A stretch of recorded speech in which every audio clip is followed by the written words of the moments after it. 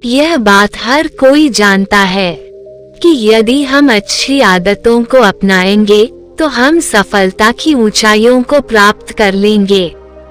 लेकिन यदि हम ऐसी आदतों को अपना ले, अर्थात बुरी आदतों को अपना ले जो हमारे लिए नुकसानदायक है, तो वे आदतें हमारी सभी शक्तियां छीन सकती है, हमारे सभी अधिकार को छीन सकते हैं, हमें गर्त में ला सकता है। आदतें हजारों तरह की होती हैं, लेकिन अगर हम किसी भी आदत को जरूरत से ज्यादा दोहराते हैं तो वह बुरी आदत बन जाती है। जैसे खाना कोई बुरी आदत नहीं है, लेकिन ज्यादा खाना या खाते ही रहना एक बुरी आदत है। बोलना कोई बुरी आदत नहीं है, मगर ज्यादा या बेवजह बोलना एक काफी बुरी आदत है। आज हम बड़बोले विद्यार्थी की कहानी से जानेंगे इस आदत से होने वाले नुकसान और इससे छुटकारा पाने के तरीके। एक बार की बात है, एक गुरु का एक शिष्य बहुत अधिक बोलने की आदत से परेशान रहता था। जब भी वह किसी से मिलने के बाद अपने दोस्तों के सामने उस व्यक्ति के बारे में अपने विचार देना शुरू कर देता, चाहे कोई उससे पूछे या नहीं। वह अपने आसपास की लगभग हर चीज के बारे में, आश्रम में रहने वाले लगभग हर छात्र और शिक्षक के बारे में अपनी राय बताता। उसकी अपनी सकारात्मक या नकारात्मक राय थी, जिसे वह बिना सोचे समझे लोगों के सामने रख देता। जब भी आश्रम में रहने वाला कोई अन्य छात्र उसके पास कोई समस्या लेकर आता, तो वह उसकी पूरी बात सुने बिना उसे सलाह देना शुरू कर देता। वह अक्सर अपने दोस्तों से कहता रहता था कि तुम इस काम को ऐसे करो, वह काम ऐसे ही करना चाहिए। उसे अपने आसपास की चीजों के बारे में जो भी आधा अधूरा ज्ञान था, वह बीच बीच में गपशप के दौरान बात करके उस ज्ञान का ढोंग करता था। उसकी इन्हीं हरकतों के कारण आश्रम के किसी भी छात्र या शिक्षक कभी उसे गंभीरता से नहीं लेते। अक्सर उसके साथ पढ़ने वाले छात्र उससे दूर रहने की कोशिश करते थे, क्योंकि वह उन्हें हर बात पर सलाह देता था। कोई नहीं चाहता था कि वह उनका दोस्त बने, हर कोई उससे दूर रहना पसंद करता था और अक्सर आश्रम में रहने वाले अन्य छात्र उसकी पीठ पीछे उसकी इन आदतों के लिए उसका मजाक उड़ाते थे। वह लड़का खुद भी जानता था कि उसके बहुत बोलने की आदत के कारण उसे कोई पसंद नहीं करता। वह भी इस आदत को बदलना चाहता था, लेकिन चाहकर भी हर बात पर अपनी राय देने की आदत नहीं छोड़ पाता था। एक दिन वह अपने गुरु के पास गया और अपनी सारी समस्या गुरु को बताई। गुरु ने कहा, बेटा, वही व्यक्ति जरूरत से अधिक बोलता है जो सोचता है कि वह सब कुछ जानता है। ऐसा व्यक्ति जो मानता है कि वह बहुत कम जानता है और अभी भी बहुत कुछ सीखना है, वह कभी भी अधिक नहीं बोलता है और नहीं अपनी राय देता है। तो पहले अपने अंदर से यह अभिमान दूर करो कि तुम सब कुछ जानते हो। शिष्य ने गुरु के सामने सिर झुकाया। गुरु ने कहा, बेटा, यदि आप यह सोचते हो कि एक दिन में आपकी बहुत ज्यादा बात करने की आदत एकदम से खत्म हो जाए, तो ऐसा नहीं होगा। आपको धीरे धीरे अपने अंदर से ये आदत खत्म करनी होगी। लेकिन मैं तुमको यह जरूर बता सकता हूँ कि तुम्हें किन मौकों पर चुप रहना चाहिए, ताकि तुम खुद को दुखी होने और किसी बड़ी परेशानी में पड़ने से बच सको। शिष्य ने गुरु की बात से सहमत होते हुए हमें सिर हिलाया। गुरु ने कहा, बेटा, इन 5 अवसरों पर प्रत्येक व्यक्ति को अपना मुंह बंद रखना चाहिए। पहली बात, जब आपको लगे कि आपकी बातों से कोई आपकी भावनाओं को नहीं समझ सकता, तो उस समय आपको चुप रहना चाहिए।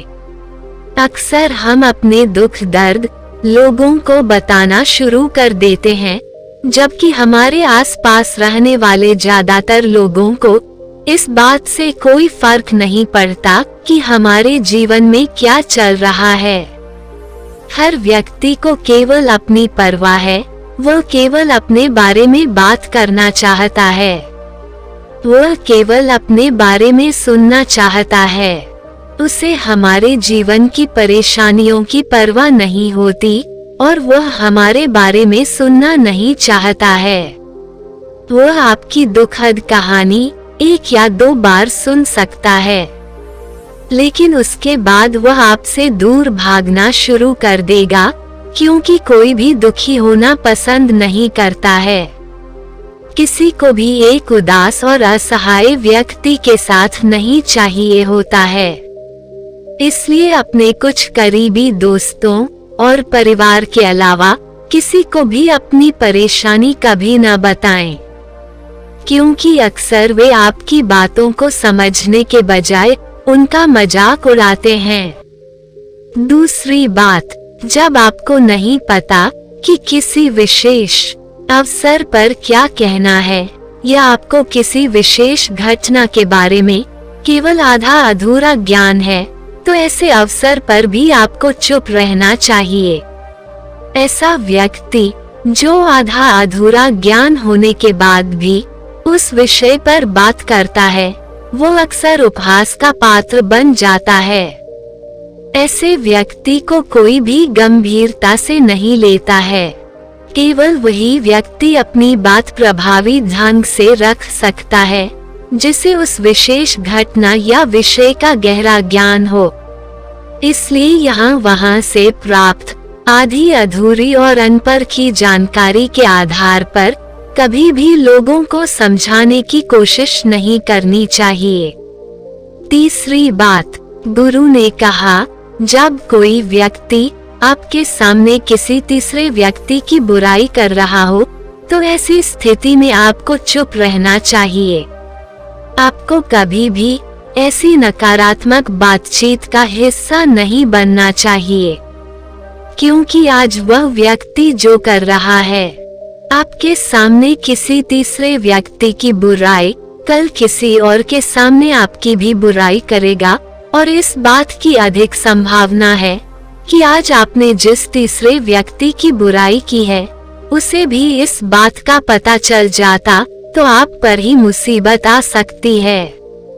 इसलिए जब भी कोई किसी दूसरे व्यक्ति की बुराई करे या उसके गलत समय का मजाक उड़ाए, तो आपको बस उसकी बात सुननी है, अपनी कोई राय नहीं देनी है। अगर आप ऐसा करें तो भविष्य में आपके लिए समस्याएं खड़ी हो सकती हैं। चौथी बात, गुरु ने कहा, जब कोई आप पर क्रोध और घृणा से चिल्लाता है, आपका अपमान करने की कोशिश करता है, तो ऐसी स्थिति में आप दूसरे व्यक्ति की क्रोध और घृणा को चुप रहकर कम कर सकते हैं। चुप रहकर भी आप स्थिति को बिगड़ने से रोक सकते हैं। जब आप ऐसा नहीं करते हैं और दूसरे व्यक्ति के क्रोध का उत्तर क्रोध से दे देते हैं, तो परिणाम काफी भयंकर होता है। यदि आप उस समय चुप रहते हैं, तो यह बात उस क्रोधी व्यक्ति के दिल में महसूस होती है। जब क्रोध शांत हो जाता है, तो वह अपनी गलती पर पछताता है, और इस बात की भी संभावना बढ़ जाती है कि वो आगे आकर आपसे माफी मांगे अपनी गलती के लिए, और अगर वो माफी नहीं मांगता है तो वह अंदर से दोषी महसूस करने लगता है और फिर अगली बार आप पर गुस्सा करने या नफरत करने से पहले कई बार सोचता है। लेकिन आपको हर हाल में या हर समय चुप भी नहीं रहना चाहिए।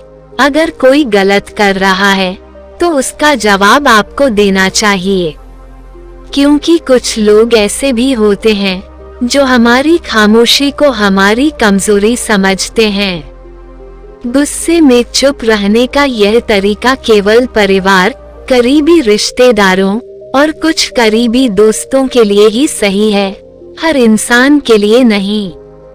अगर आप हर जगह खामोश रहने लगे तो इसका गलत इस्तेमाल भी हो सकता है। 5वीं बात, गुरु ने आगे कहा, जब कोई व्यक्ति अपने जीवन की कोई दुखद घटना या अपने जीवन की परेशानी साझा कर रहा हो, ऐसे में आपको चुप रहना होगा और सिर्फ उसकी बातों को सुनना होगा। ज्यादातर लोग ऐसे हैं कि उनके सामने किसी ने उनकी समस्या सुनाई नहीं कि उन्होंने समाधान देना शुरू कर दिया। हालांकि जब कोई व्यक्ति अपनी समस्या हमारे साथ साझा कर रहा है तो वह हमसे किसी सुझाव की उम्मीद नहीं करता है, वह चाहता है कि हम उसकी बात ध्यान से सुनें। क्योंकि जब हम उनकी बात सुनते हैं, उस व्यक्ति को आंतरिक शांति मिलती है, उसे लगता है कि कोई मेरी बातों को समझता है। अधिकांश समय जब लोग अपनी समस्याओं को हमसे साझा करते हैं तो वे हमें केवल अपनी बात बताना चाहते हैं, वे हमसे किसी भी प्रकार की सलाह नहीं चाहते, क्योंकि वे पहले से ही सभी तरह की सलाह जानते हैं जो हम उन्हें देने जा रहे हैं। मुसीबत के समय किसी व्यक्ति को सांत्वना देने का सबसे अच्छा तरीका उस व्यक्ति की बात को ध्यान से सुनना है। जब हम बिना ध्यान दिए लोगों की बातों को ध्यान से सुनते हैं, बिना किसी सलाह के, तब उनकी आंखों में हमारे लिए सम्मान और स्नेह का भाव पैदा हो जाता है। उन्हें लगता है कि हम अधिक गंभीर, बुद्धिमान और शांत दिमाग वाले लोग हैं, इसलिए अब जब भी कोई अगली बार आपको अपनी समस्या बताए तो बस उसकी बातों को ध्यान से सुनें।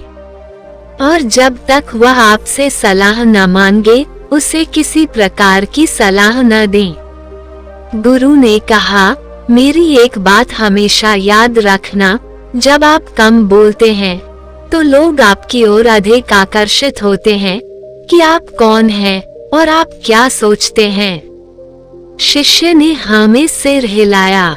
शिष्य अब गुरु के शब्दों को समझ गया था कि किन परिस्थितियों में उसे चुप रहना चाहिए। उसने यह भी सीखा था कि कम बोलने से वह आश्रम में अपनी प्रतिष्ठा वापस पा सकता है।